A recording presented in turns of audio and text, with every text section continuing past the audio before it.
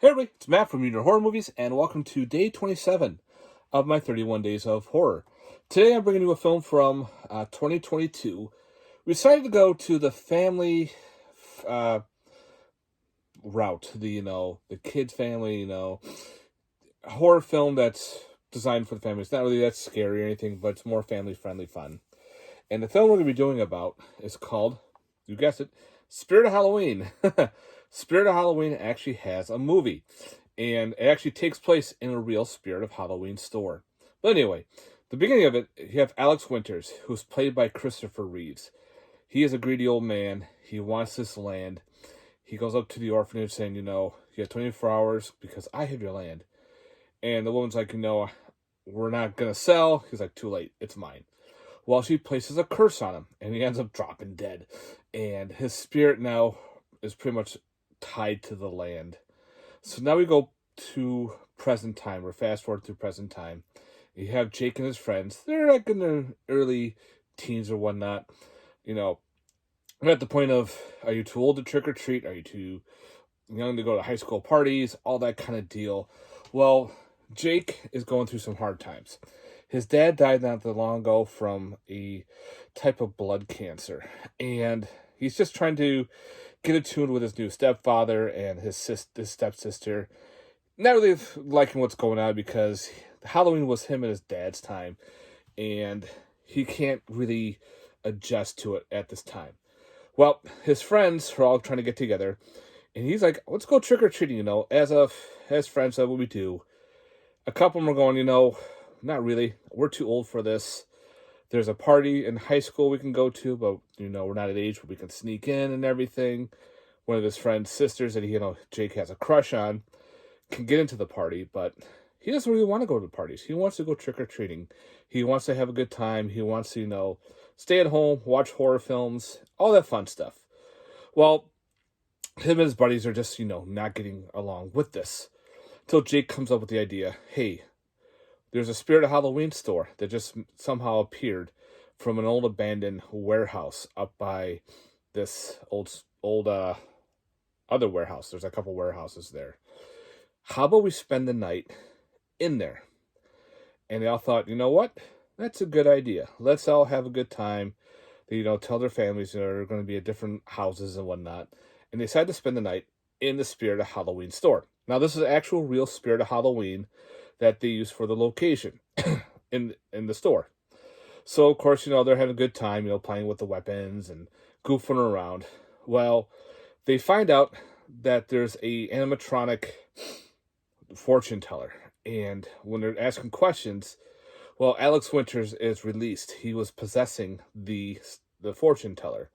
Now, he has his ability to possess other animatronics, which he does. He needs to possess these animatronics in the store to chase and scare the kids because he wants one of them, doesn't matter which one, to possess the body so he can live eternal. So he has to do it before midnight. So, of course, the his best friend's sister, the one he has a crush on, comes to rescue, and she gets trapped in the store as well. So the four of them are all there, trapped in a Spirit of Halloween, being chased by this spirit who can now possess the animatronics in the store before, try to survive till midnight, pretty much. A lot of craziness going on. It's goofy. Again, this is a family-friendly horror film. Again, it's kind of cool that they did a Spirit of Halloween movie. I remember when this first announced, everyone's like, oh, this is going to be crazy, we're hoping for real Halloween, but we end up getting this weird, it felt like a Disney movie that got tuned down for really family friendly, which it doesn't bother me, which was okay. The acting was fine. The kids played well. I like how it actually took place again in the Spirit of Halloween store.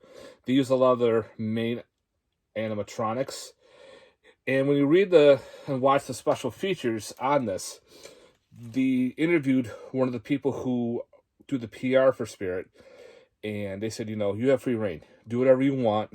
So you guys just, had to show the products and everything. But the animatronics, the director picked. And some of the animatronics were pretty cool. There's one called, I think it was a crawler, or I forgot, like some kind of Reaper thing. But other than that, it was okay. Christopher Lloyd He's mostly in it in the beginning, and he voices the animatronics in the movie. It does have a lot of special features. It has interviews with the cast and crew, with the director. It has on locations, touring Spirit of Halloween.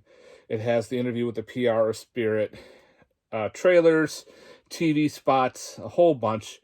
It even has collective trading cards in this Blu-ray, which I thought was pretty neat. It's mostly the animatronics that he possessed, and you're surprised you won't get this in the Spirit of Halloween store. I was kind of shocked on that, thinking, okay, it's called Spirit of Halloween. It takes place in a Spirit of Halloween store, but it's not sold at Spirit of Halloween. You can get this right on Amazon, which I thought was kind of weird, but it is what it is. So if you have a bunch of family that want to watch a kind of a kid style horror film, this is a good one to start off with. It's got friends working together, kind of like the Goonies type style, and they're faced with this perilous situation. The spirit coming after them, and they all have to band together. They fight, they bond, all this kind of same old stuff that happens in other films, but it's done in a Halloween store. Okay. That's what I liked about it.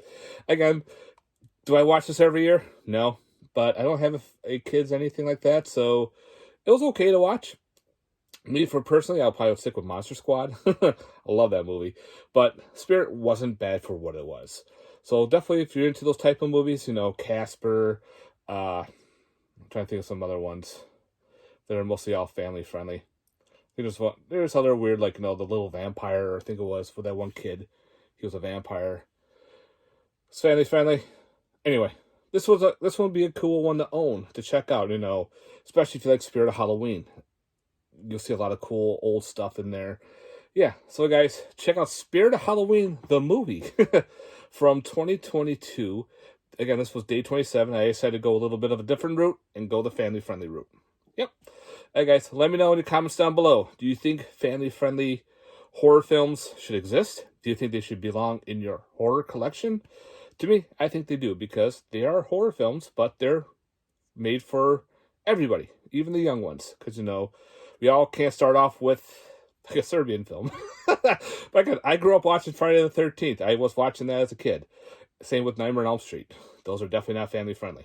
But anyway, again, thanks very much for watching. I hope you enjoyed this little review. Let me know in the comments section down below again. Do you think these are a must-own, a must-watch?